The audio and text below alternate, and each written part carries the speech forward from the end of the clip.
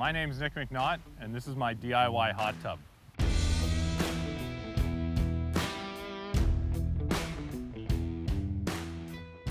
These are the things that you're gonna need for your DIY hot tub. You're gonna need a stock tank.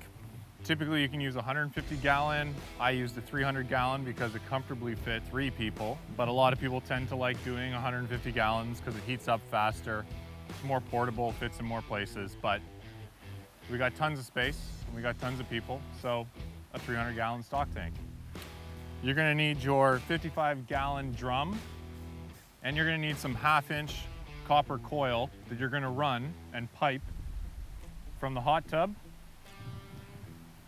into the oil drum and back into the hot tub.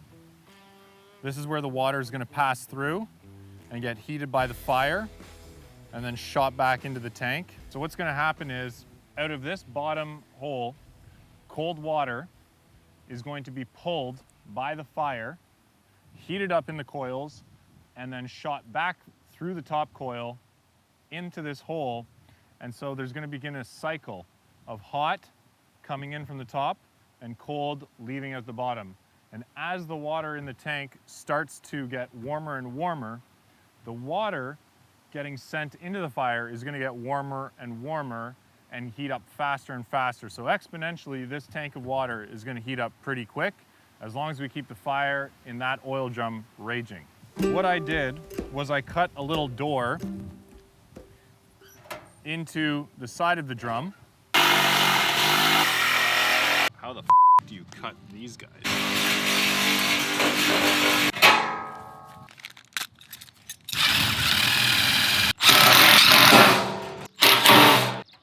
We don't have a workbench, so we're using the boat. Can I get you to reinforce that? So, got that figured out. By which you can load wood, take out ash, and then I put your ventilating holes underneath to allow air to pass through and keep the fire going. And also to be able to protect from sparks leaving and things falling out. For this I used a 55 gallon oil drum, which you can get on Kijiji or Craigslist for like 10, 15 bucks. 2 sections of 6-inch stovepipe from Home Depot, about 10, 20 bucks, somewhere in there. And a rain cap, which is another 10, 15 bucks. So you can make this stove for probably around $40 to $50. How's it coming? Good. Bare-handed is great.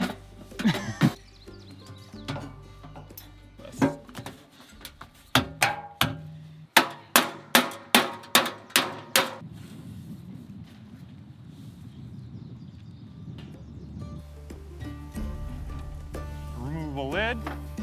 You can look inside. I've already loaded it with twigs and kindling to start the fire. So again, the coil comes in, circulates, and goes back. To allow the tank to heat up faster and also to keep debris and crap out of it, I made a lid. You want to make the lid out of pressure-treated wood so that it doesn't warp, get moldy, age with time. So I just used some pressure-treated plywood for my lid. Keeping the lid on while you're heating it up also allows for it to heat up faster. So we'll take the lid off for now.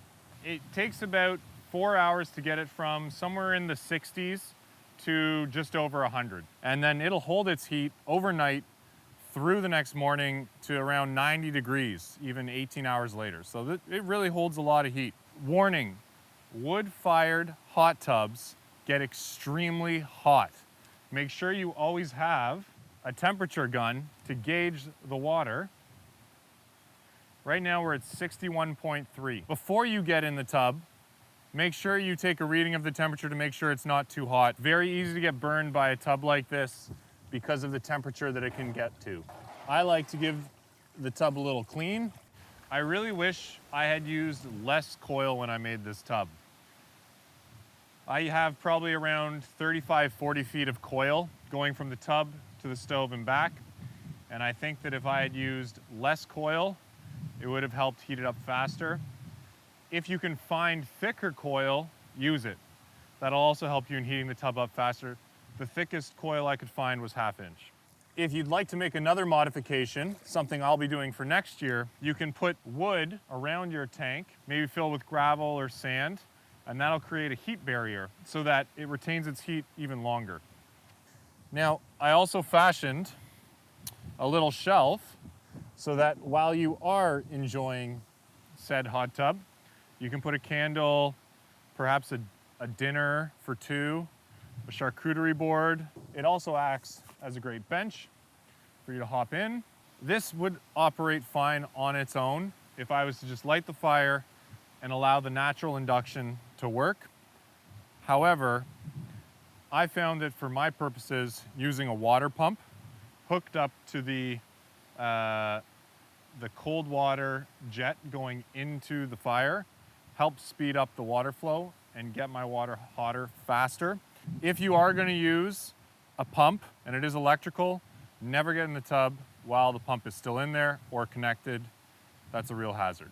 If you wanted to get one of these for yourself and set it up, you're going to be spending $300 to $400 on the tank, another $50 on the drum and all the parts, $60 on the coil, and for the connectors and the elbow joints there to go through the tank, probably another 50 bucks.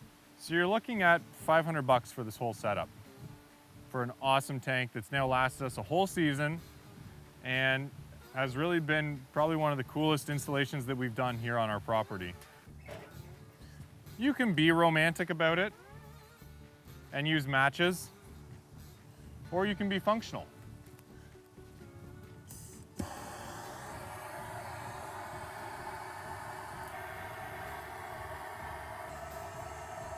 So when I first start this up, I like to get a bunch of little kindling going, really get some hot coals, get the temperature of the drum up, and then I start loading up with a little bit larger pieces of wood, and from there, usually about an hour or two in, I'll start putting in bigger chunks of wood. In order for you to really get your tank hot, you need to have the fire directly on the coils for as long as possible, which requires you to have a pretty good rager going the entire time.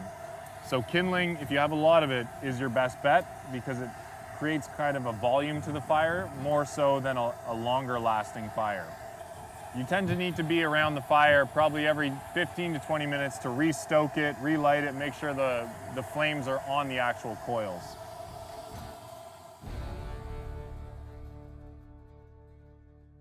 So now that the tank is getting heated, we want to cover it, and then every 15 to 20 minutes, when we restoke the fire, we want to stir the water around because the top of the water is going to get hot and the bottom is going to be cool. We want to continue to mix that water together to raise the overall temperature.